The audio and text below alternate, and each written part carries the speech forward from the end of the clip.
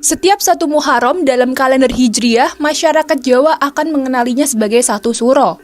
Biasanya akan ada banyak tradisi yang dilakukan pada 1 Suro. Tradisi 1 Suro biasa dilakukan setiap tahun oleh masyarakat Jawa, khususnya Jawa Tengah dan Jawa Timur. Tapi nih, bagi masyarakat Jawa, malam 1 Suro nggak cuma sebatas menyambut tahun baru. Terus, apa ya arti dari 1 Suro?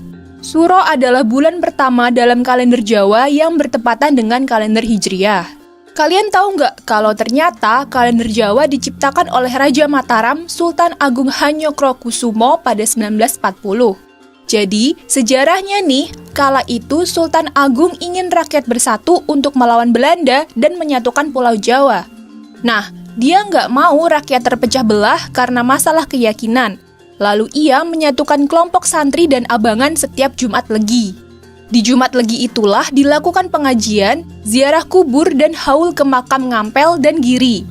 Jadinya, 1 Muharram atau Suro yang dimulai hari Jumat Legi dikeramatkan oleh masyarakat Jawa. Suro artinya juga 10 atau hari ke-10 di bulan Muharram. Tetapi, perayaannya tetap dilakukan pada malam 1 Suro, bukan tanggal 10.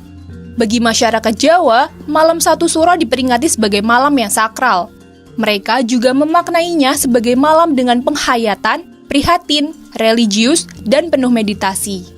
Itu makanya, berbagai ritual seperti puasa mutih, mandi di tengah malam, ziarah makam atau gunung, berjalan kaki sepanjang malam, mengelilingi tembok keraton, tirakat, atau menahan hawa nafsu dan semadi atau bersemedi akan dilakukan pada malam 1 Suro. Wah, ada banyak banget ya ritualnya. Nah, tradisi atau ritual itu masih melekat sampai sekarang loh, khususnya buat masyarakat Yogyakarta dan Surakarta atau Solo. Itu karena keduanya penerus tradisi Mataram. Sini, aku kasih tahu berbagai tradisi masyarakat Jawa dalam memperingati malam 1 Suro. Pertama, Jamasan Pusaka. Ini adalah ritual memandikan pusaka yang berbentuk keris, tombak, dan benda pusaka lainnya. Tujuannya agar mendapatkan keselamatan, perlindungan, dan ketentraman. Ada 4 tahapannya, diawali dengan pengambilan pusaka, tirakatan, ara-araan, dan jamasan atau pemandian. Kedua, sedekah laut. Ritual ini biasa dilakukan di Pantai Baron dan Pantai Kukup Gunung Kidul, Yogyakarta. Ritual ini dimulai dengan kenduri yang diikuti oleh warga yang mencari rezeki di sekitar pantai.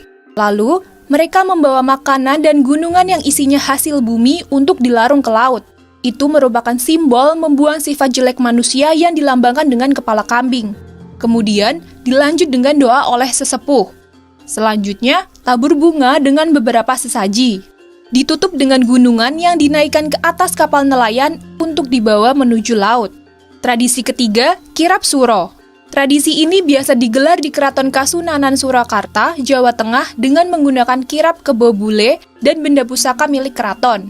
Prosesi ini dimulai menjelang tengah malam. Setelah kirap, masyarakat akan berebut sesaji.